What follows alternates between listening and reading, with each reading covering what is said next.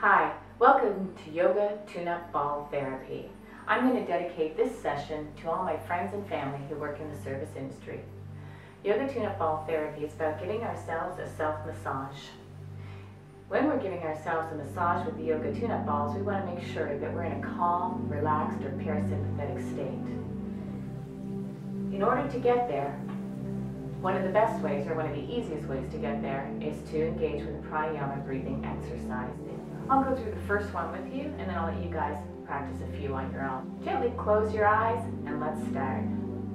So we're going to inhale, 1, 2, 3, 4, pause, exhale, 1, 2, 3, 4, 5, 6, pause. Now repeat this a few times on your own. And on your next inhalation, return your breath to normal. Okay, so as I mentioned at the beginning, we're going to dedicate this video to people who work in the service industry.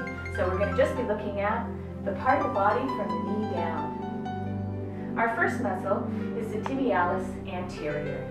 The tibialis anterior runs just on the outside of the shin bone. We often try and find the muscles or tendons in our body by searching out our bony landmarks. I want to take one ball out of the bag. That's all we'll need today. Shin bone runs straight down the front of our leg. A pretty easy bone to find. So just to the outside, the tibialis anterior. We're going to do a technique called cross fibering, where we roll the ball across the fiber of the muscle or against the grain. What this does, particularly when we're not exerting a lot of pressure, is it works out the superficial fascia. The superficial fascia is like a web that surrounds everything in our entire body. Think of yourselves as wrapped in a cocoon underneath your skin. When we're working out the fascia, this helps to give more room for our muscles to stretch out and relax. If you want to apply more pressure, simply come onto all fours, place the ball underneath your leg, just on the outside of your shin, and start moving your leg back and forth as if it was a windshield washing the window of your car. The tibialis anterior is a great muscle for helping with dorsiflexion in the foot. Dorsiflexion is when our toes are coming towards us. We see this often in yoga if we're doing a downward dog or a plank. In everyday life, when we're walking around. It also helps with the inversion, so our soles are facing into the center of our body. We'll talk about eversion a little later on. This helps with balance. The second muscle that we're going to work on is called the peroneus longus. I'm just going to shift position here.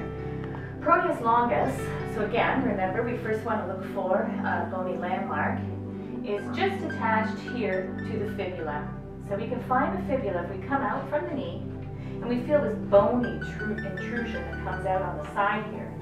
And just if we make our way just to the edge of that, then we're feeling if we make our hand, or if our hand starts to move down our leg, the peroneus longus. We're going to do two techniques. The first one is skin rolling.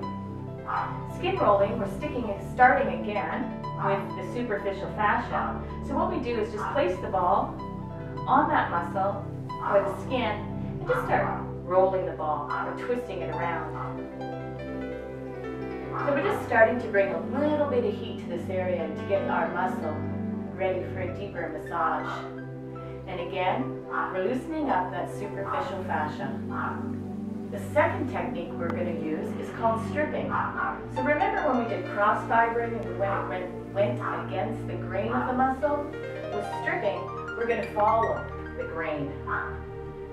What this does is think about ironing or flattening out the muscle. And again, if we wanted to add more pressure,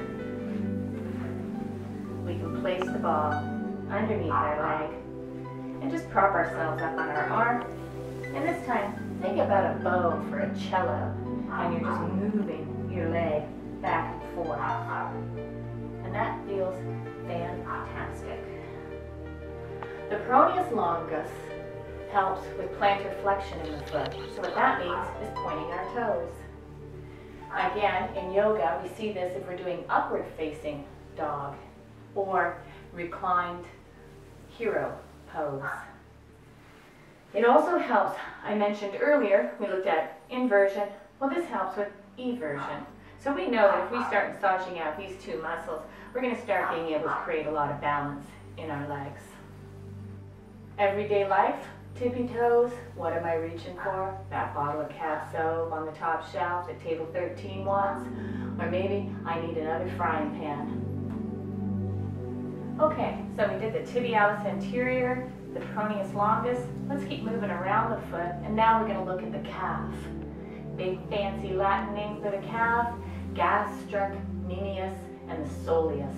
And they form, the gastrocnemius is at the top and the soleus more towards the bottom. We're going to take a look at that whole area there. Two techniques again on this one. Remember to stay with your breath though, right? We want to stay in that parasympathetic state, so let's not get stressed out when we're involved in self-massage. Again, I'm just going to turn on to the side here. So a good one is called pin and stretch. So what we do is we pin the ball underneath our muscle, and then we can start rotating our ankle one way and then the other. And just like every other technique, we want to be able to move that ball anywhere along the muscle that feels comfortably uncomfortable for us. The second technique that we're going to use in this one is called, get ready, proprioceptive neuromuscular facilitation, or much easier, contract and relax. So all we do is place the ball underneath and then tense up that muscle, relax that muscle. Tense up that muscle, relax that muscle. And again, moving the ball further down, tensing that muscle, relaxing that muscle. This is going to help to work out any knots that might be sitting in our calves. I don't know about you guys, but when I was running around as a server, drinking way too many cups of coffee a day, I'd often get spasms in my calves. And this will ensure that you can eliminate a lot of those. The gastrocnemius and the soleus help with plantar flexion, so pointing the toes. But it also helps with knee flexion. So think of reclining hero pose again in yoga. And in particular when we're walking around as a server, or if we go into a squat.